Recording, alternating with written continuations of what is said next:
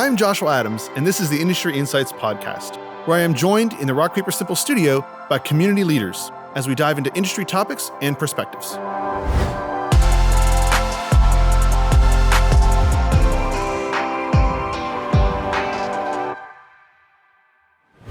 Thanks for joining us today. I have Michael Ayers, President and CEO of the Melbourne Regional Chamber, joining me today. We're going to chat a bit about advocacy. If you could tell us a little bit about why advocacy, what is it, and why does it matter for the average business community? That's a great question. Thank you, first off, for having me today. Of course. Glad to be here. Advocacy takes on different forms and fashion depending on what you're talking about. And it's important for a business owner and for those in the community, because without a voice advocating for a certain issue, you don't know what way something's going to go. And so I'll give you an example. It can be at the city council level, the county commission, or even up in Tallahassee. There's a lot of issues. There's a lot of decisions being made that affect everyday people. They affect business owners. And most people don't have time to pay attention to what's going on, let alone take time to get involved, have a voice, and advocate one way or another on what road is going to get constructed, what funding is going to get allocated towards the Indian River Lagoon and the cleanup, how much more we're going to put into education to help improve the talent and the workforce that we have. So there's a lot of different aspects to that. And that's why it's important, because business owners don't have time. They're busy running their business. They don't have time to go sit in a council meeting. They don't have time to go to Tallahassee. So having people that advocate for them on their behalf is very critical to the success and the future of our community. Yeah, I could absolutely relate to that. There's times where you're running a business and you got your head down and you're running and trying to get things done. And you look up and go, wait, what happened? What got passed? What's the new rule that now applies to me that I have to now figure out? And it's like, well, who spoke for me, right? It's kind of that concept of wait a minute, was my voice heard, or was somebody who understands what I care about, was their voice heard? And I think that's what you're talking about with this advocacy piece of things. Yes, absolutely. We want to be the voice of the business community, and that doesn't necessarily mean we're going to go and speak at the commission meeting. It doesn't mean we're going to go write a letter to the council. It could mean we're just going to call the commissioners ahead of time or try and go meet with them in their meeting. Most of our elected officials are very accessible, and I've not met an elected official that doesn't want to hear from their constituents. Almost all of them are available to meet with. They will take your phone call. And if you want to communicate with them on an issue, they're not the expert on every issue that comes in front of them. So they want to hear from people that have experience, and they want to know if we make XYZ law change, how's that going to impact the local business owner or the local homeowner, and what's that going to mean to their bottom line? Right. And one of the things, obviously, people look at the chamber and go, okay, it's a place to go network. It's a place that supports businesses. I think they miss this advocacy part. I don't know if they really understand. Most of the businesses understand, wow, this is something that they're championing us in this way. And so what would you say are the most important aspects of the way you guys kind of represent and provide the voice of the business community in this advocacy way? Yeah, you're absolutely right. Chambers, and historically, chambers have been where you want to go to connect, where you want to meet people, where you want to get new customers. And that's evolved over time, especially with technology and internet and all the social media. You don't need to leave your house now to get new customers. You don't need to leave your house to meet new people. So there's an evolution in the chamber industry of, if we want to have people continue to be involved in the chamber and involved in their community, what's the value proposition? So go back to your question, the way that we represent businesses in advocacy. For instance, we'll take a trip to Tallahassee, and every year the chambers get together.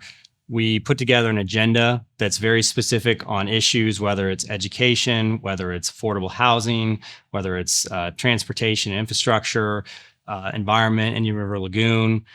We will put together some positions, and we will all go to Tallahassee during legislative session when there's all different bills being filed, and we will meet with our legislators and others in the legislative process, whether it's the Speaker of the House or the Senate President.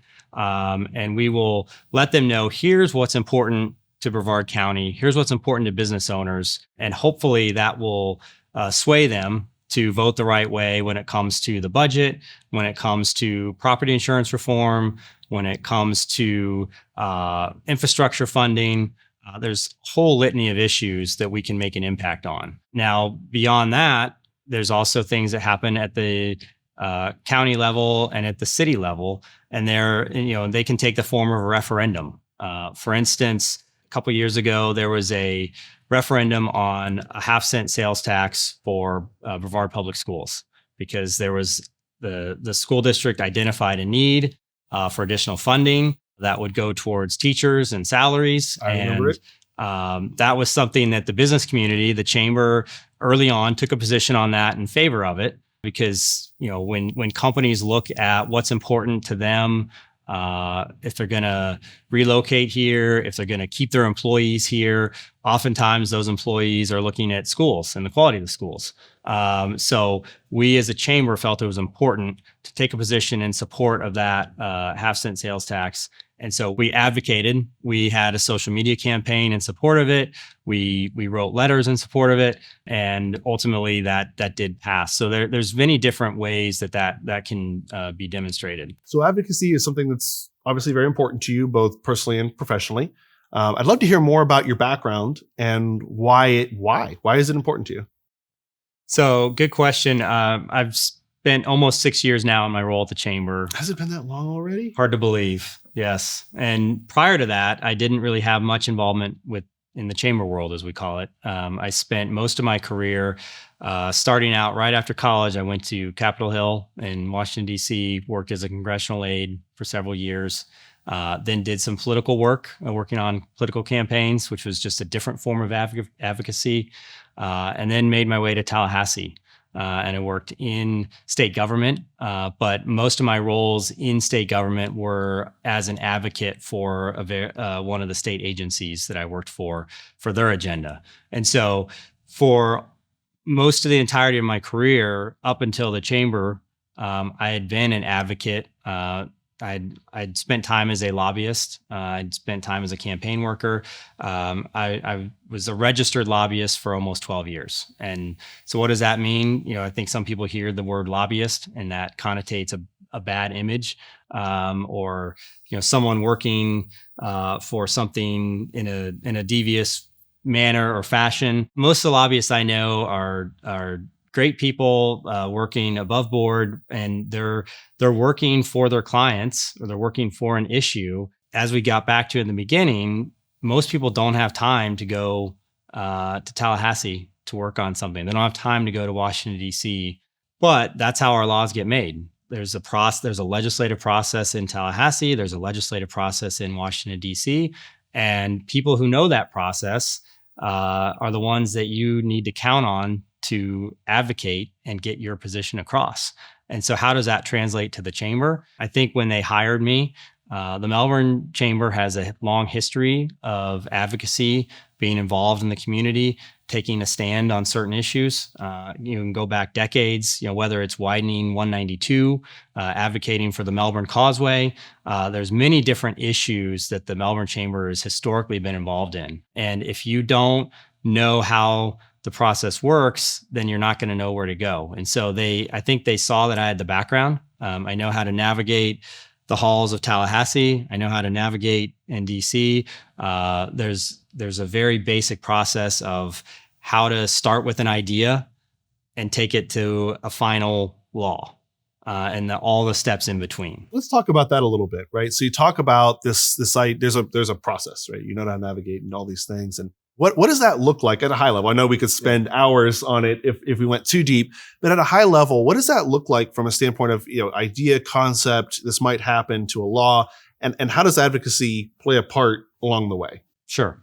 So at a high level, I'll just say, imagine that you have an idea that we need to spend more money to plant more trees. And you want the state government to spend more money because everyone loves trees and those are great. So Save the trees. We're going to go plant more trees. So you have to come up with, okay, here's what we're going to do. So, but you first need a sponsor of the legislation or the funding request. So you need to talk to your local House or Senate member, preferably both, because when you take an idea forward, it has to pass the House and it has to pass the Senate before it can go to the governor.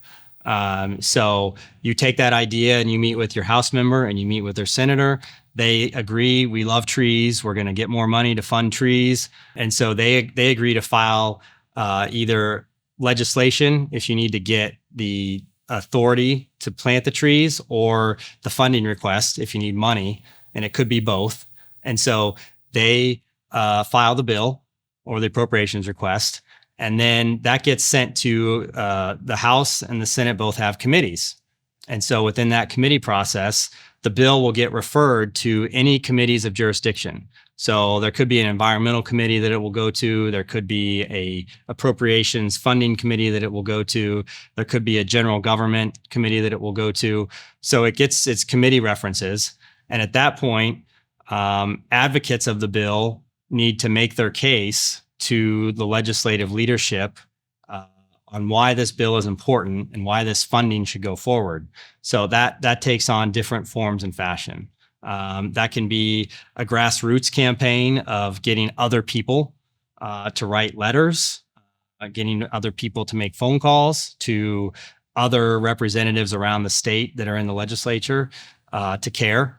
And that can get allies of, people that other groups, if you want to, if you have environmental groups that like trees and business groups that think, oh, it's good for the community to have more trees. So as many allies as you can find, you want to get them also calling on your behalf of the bill. That gets it heard in a committee. Hopefully the legislators like what they hear and say, we agree that trees are important, so we're going to pass this. So they take a vote and then goes out of that committee onto the next committee. And then once you get it through the committee, generally there's 2 or 3 committee stops for a bill. Then it will go to the floor of the House or the floor of the Senate. And you start the advocacy process all over again, and you want to make sure that it's going to have support. So then once it passes the House, it gets sent to the Senate or vice versa, whoever passes it first. And once it passes the House and the Senate in the same form, because sometimes you pass a bill in the House and it's in a different language, different verbiage in the Senate, or the funding requests don't match, you can go to a conference, and that's the House and the Senate will form a conference committee to work out the differences in the bill. And then they'll send the bill back to the chamber, the House or the Senate. They'll vote again, and then it will go to the governor. And the governor at that point will say, yes, I like trees, I'm going to sign this bill. Or he'll say, no, I don't like trees, I'm not going to sign this bill. Or he could say, I like trees, but I don't like them that much, so I'm not going to sign the bill, but I'm not going to veto it. I'm just going to let it become law after 10 days or 15 days. There's a process that the governor has that authority to act on it, affirmative or negative, or just let it become law without his signature. I wasn't aware of that third option. That's a very basic, high level of the process as it relates to Tallahassee. I'm understanding, if I'm understanding correctly, there are points of advocacy throughout all of that, right? Through Absolutely. each stage of that, right? As that idea becomes a law, potentially, there's all these different steps of saying, okay, who do I now need to make sure knows this is important to me, or Right. to my group of people that I have a voice for, if that Definitely. makes sense. And even more important, a step I didn't cover is the opponents, the people that don't like trees, Right. that are also there present, making their case for why trees are not good and why they're not necessary and why we don't need to waste money on more trees.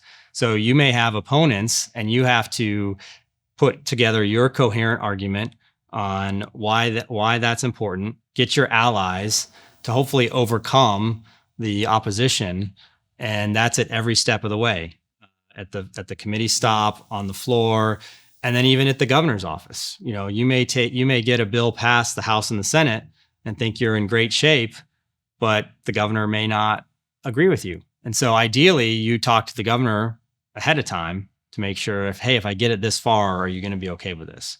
And they rarely will say yes. They'll usually say, well, let's let it play out, and then I'll let you know. But it depends. Of course. I'm really struggling not to make I speak for the trees joke. And do a Dr. Seuss reference, but I have failed, so I just got to say it. But I think as funny as that is kind of the idea, right? It's this idea of having somebody who speaks for a need. And so I think that idea of, hey, as the chamber, one of the roles that you guys serve to us as a business community is, hey, we're speaking for you. We're making sure that your voice is heard. I think, which is also why it's important for us to be involved and engaged with the chamber. Absolutely. Not only are our dues helping support that, but if we're not a part of the chamber and lending our voice to you, how do you know what you're supporting, right? And so I think that's another reason it's important to be involved in the chamber.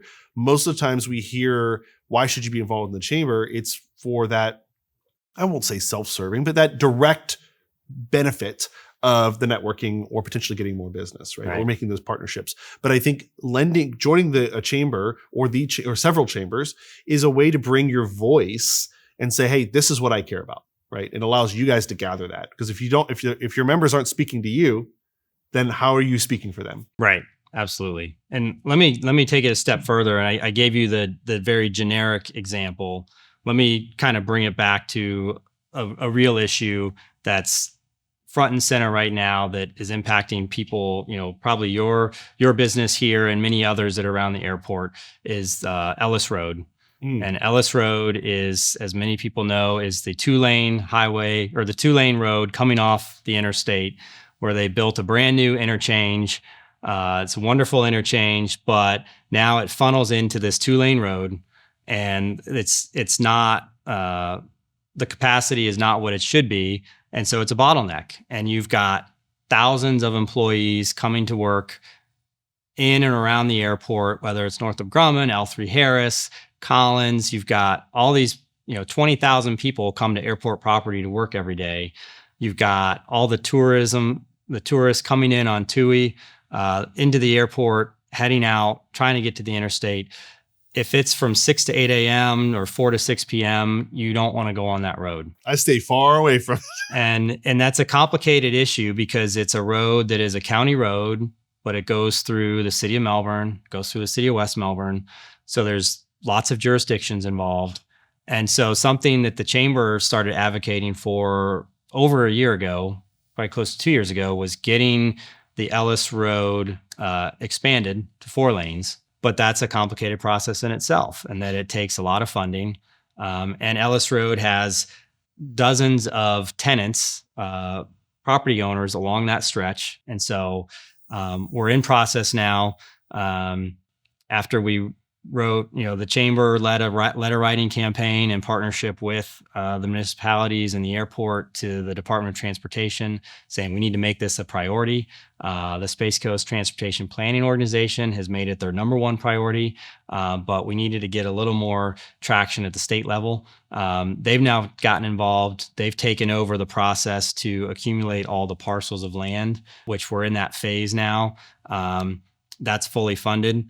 The problem is the funding for construction of the road has gone up significantly. Right. So when we started this process, it was going to be a $30 million project. Now it's going to be closer to an $80 million project. And the county and the local partners have funding set aside for the construction, but we're still short close to $50 million. And a lot of that's just because of the rising costs of labor and materials.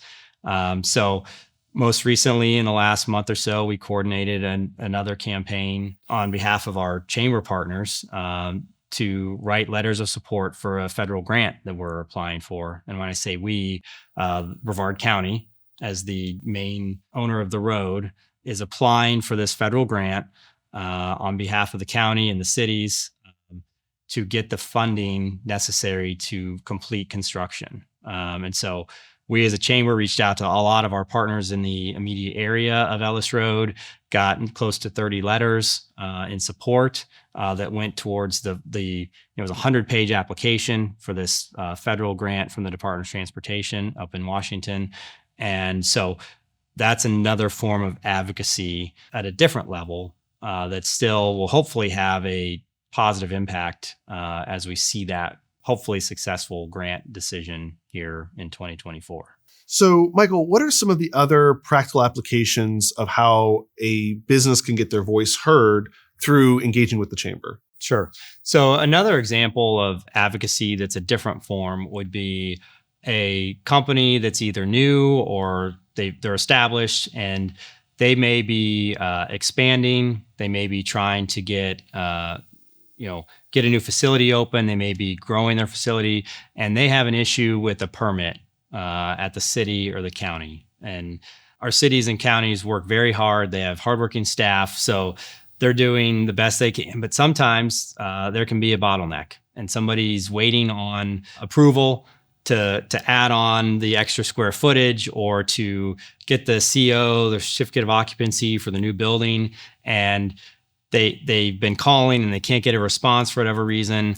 They can call us and we can be their voice because we can call the staff that we know at the city or the county. We can call our council members, our commissioners. That's just one more way of advocating for our partners in their time of need. When they're having an issue, we can usually get them to the right place. And there's usually a very good reason for the delay. And we can even getting them an answer can help. Here's why it's taking so long. Here's what you need to do. Here's why it's been denied. Here's how you can fix it. We try to be that go-between and get them to the finish line. And I think you hit it there too. Sometimes it's just getting that answer or knowing why is this taking so long? And I think you can give that, even just giving your examples earlier with the road and some of these other examples, it helps create that information as well. It's a two-way dialogue and it's speaking that voice for the business community, but it's also sometimes obtaining that information, even if it's just a not quite yet. Right. And here's why it does help that here's dialogue. What's next. Here's how long you're going to need to wait. Here's the steps you need to take. It gives the person, the business owner, some hope of, okay, it's going to take 5 more weeks, or, oh, I missed that in the application process. I need to go back and redo this. So now here's the path forward. Right. So thank you so much for spending some time with us today. I appreciate you just sharing more about advocacy, helping me understand a little bit more. If people want to get more involved with advocacy, how would they go about doing that? So we have a very active advocacy committee at the chamber. It meets every month, 4th Tuesday of the month at 8 a.m. We encourage all of our partners to come and be part of that. Anyone from the community is welcome to attend. We oftentimes have very interesting speakers, whether it's Georgiana Gillette from the Space Coast Transportation Office talking about what's coming for the next 5 years, what's in the planning, or the city manager for Melbourne and West Melbourne coming and giving an update on what's going on, someone, the county manager or county commissioner. We have different speakers each month. And then we also have discussions on different topics. We're getting ready to kick off our planning for the 2024 legislative session. So if any of our partners in the community want to have more of an input on that legislative agenda, I encourage you to come and check out those meetings, get involved. We want to hear your voice, and our voice is only as powerful as those that join with us and come together to advocate on behalf of their business and our community. Awesome. Well, I appreciate what you and the Melbourne Regional Chamber do for all of us. Thanks a lot. Appreciate you having me.